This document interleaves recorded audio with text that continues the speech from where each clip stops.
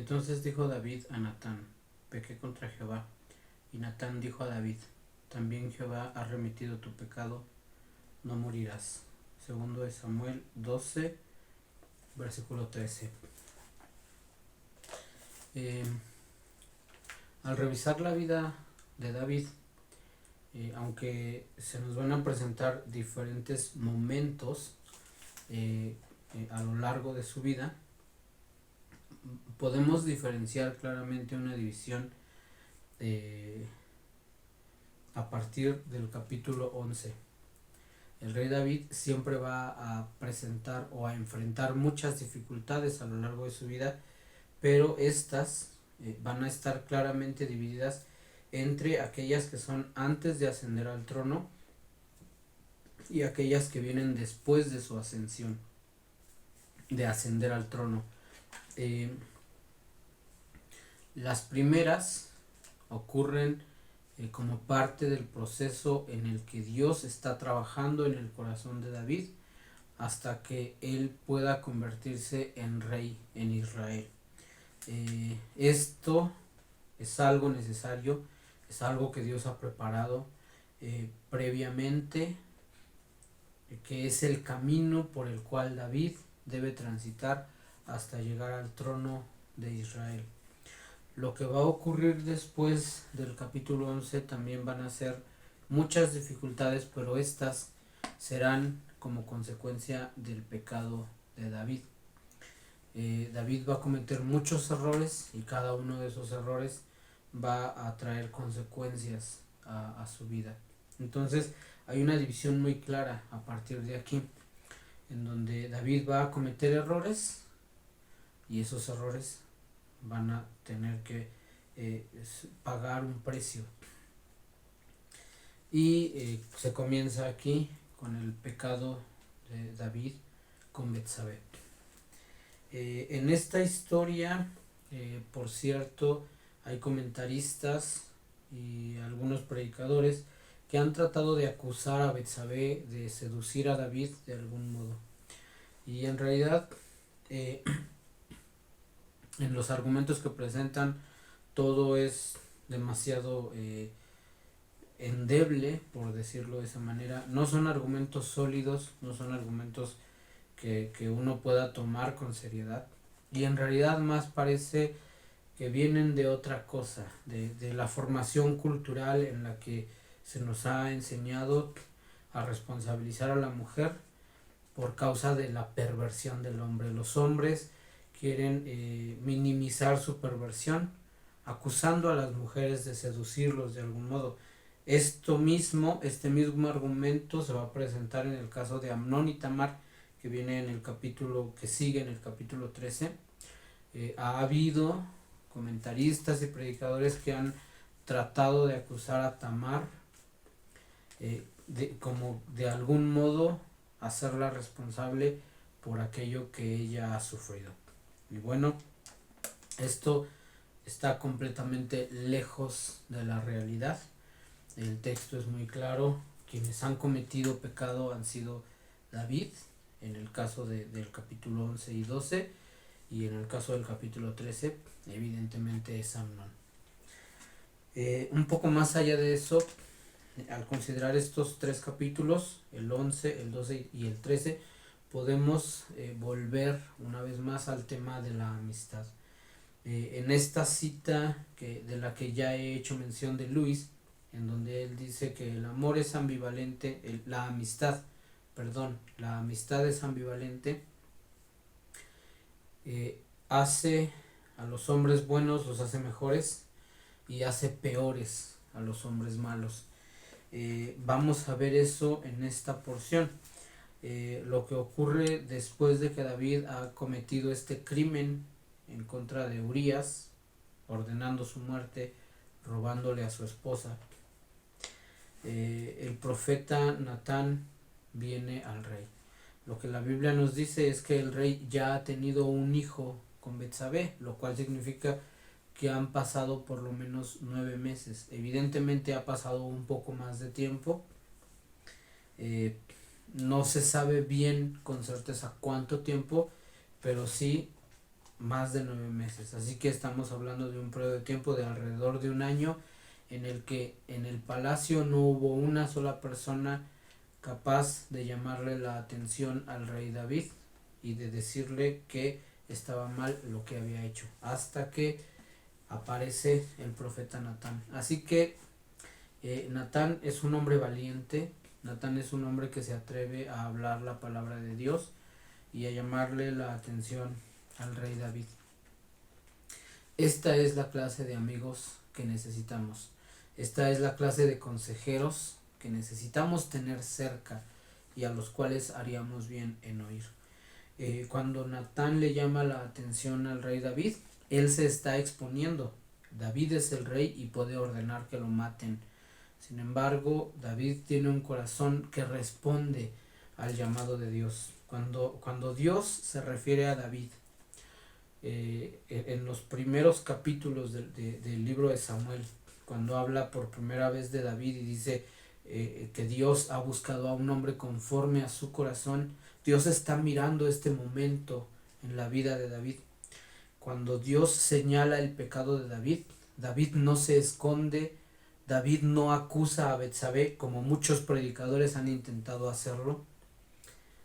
David simplemente se pone de rodillas y confiesa su pecado, como dice este versículo 13.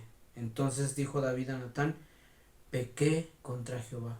David no tiene un argumento, David no tiene nada con que escudarse cuando Natán le dice: tú eres ese hombre que ha pecado en contra de Dios, tú eres ese hombre que ha hecho esta atrocidad.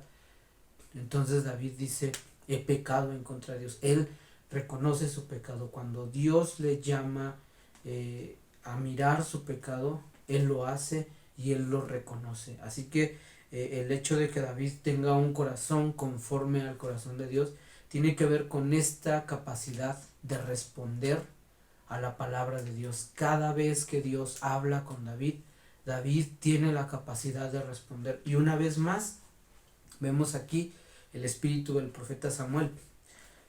Cuando Dios llama a Samuel por primera vez y le habla por su nombre: Samuel, Samuel, y Samuel no sabe bien qué es lo que está pasando, va con el sacerdote Elí y el sacerdote Elí le dice: cuando Dios te vuelva a llamar, cuando vuelvas a escuchar esa voz, tú le vas a responder de esta manera: habla, porque tu siervo oye.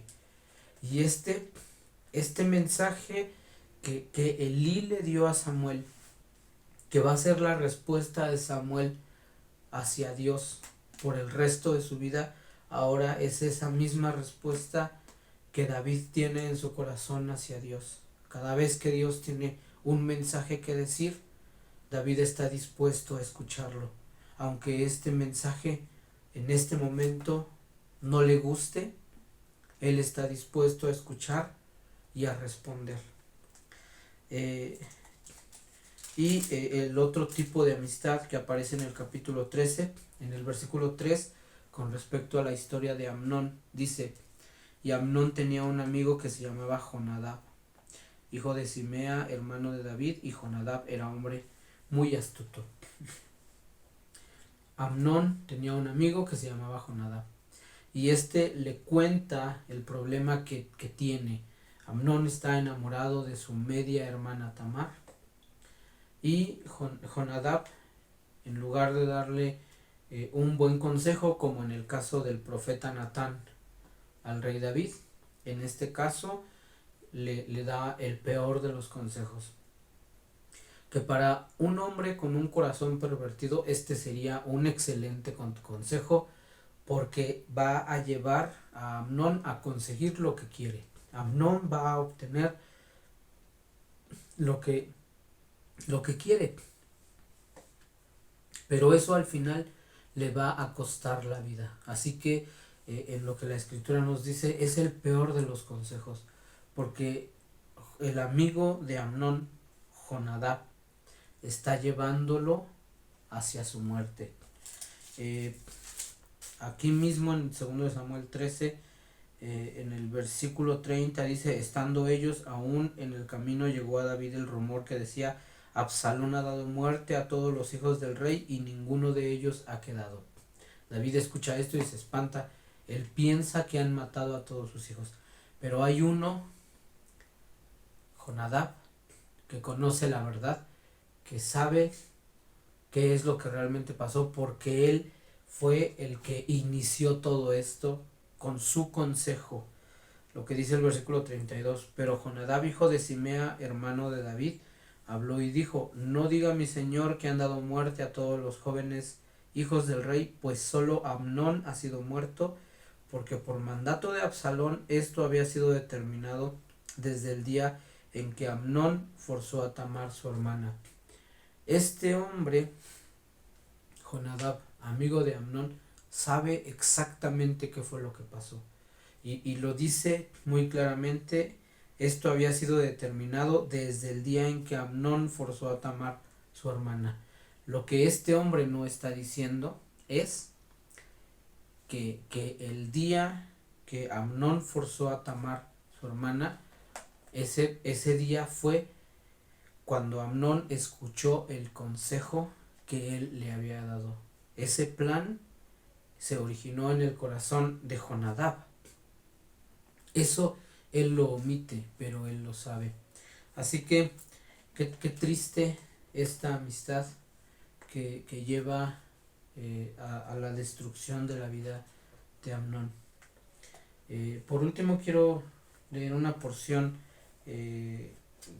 con respecto a lo que en el judaísmo se enseña sobre esta porción específicamente. Dice: aprendamos de lo ocurrido en la familia de David. David era un gran rey, pero un pobre padre. Pobre en dos sentidos, porque fue muy pobre lo que enseñó a sus hijos, porque fueron muchas las penas que esos hijos le causaron. Después dice: enviar al hijo a una escuela aún no es educar. Predicar bellas lecciones aún no es educar. Se educa ante todo con el ejemplo personal. Los ejemplos personales de David ante sus hijos no siempre eran brillantes. A veces sus hijos no hicieron más que imitarlo. Si David tomó a Betsabé, por ejemplo, Amnón creyó que no le estaba prohibido tomar a su hermana Tamar. Esta anotación es muy puntual con respecto a esto. Amnón en realidad está siguiendo los pasos de su padre. Se educa no solo con sonrisas, también se requiere el gesto grave e imperativo. Quizá el rey David no tuviera tiempo para ser padre. Esto en realidad no lo sabemos, pero es una anotación que vale la pena tener presente. Amar, el gran verbo, está escrito en Levítico 19, junto a has de reprender a tu compañero y no cargarás con su pecado. Y luego dice: educar es intervenir cuando se hace necesario y reprender. Si no, eres responsable por el mal que hace el otro y que no trataste de impedir. Esto es lo que se enseña en el judaísmo con respecto a la paternidad de David. Que David se equivocó, que David falló gravemente en la educación de sus hijos. Y aunque no lo podemos afirmar con toda certeza,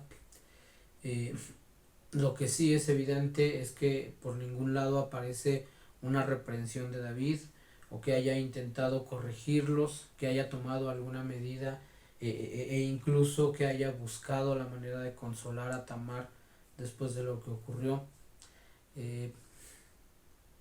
Y aunque eso no significa que no lo haya hecho, en realidad esto nos debe poner a considerar la clase de paternidad que estamos llevando a cabo. Si bien eso es algo muy difícil, puesto que mucho se ha dicho ya, que no hay forma de saber cuál es la manera correcta de educar a los hijos, sí podemos echar mano de la palabra de Dios, de su misericordia y de su espíritu.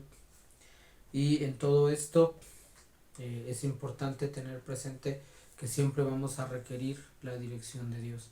Siempre vamos a requerir que Dios nos ayude en todo lo que hagamos, particularmente al observar esta historia en la paternidad o la maternidad que podamos ejercer en cómo vamos a educar a nuestros hijos y lo que vamos a enseñarles, no de acuerdo a lo que el mundo nos enseña o a lo que en la modernidad se diga, porque todos esos parámetros van cambiando con el tiempo, sino a partir de lo que la palabra de Dios ya nos ha dejado de cómo debemos educar a nuestros hijos.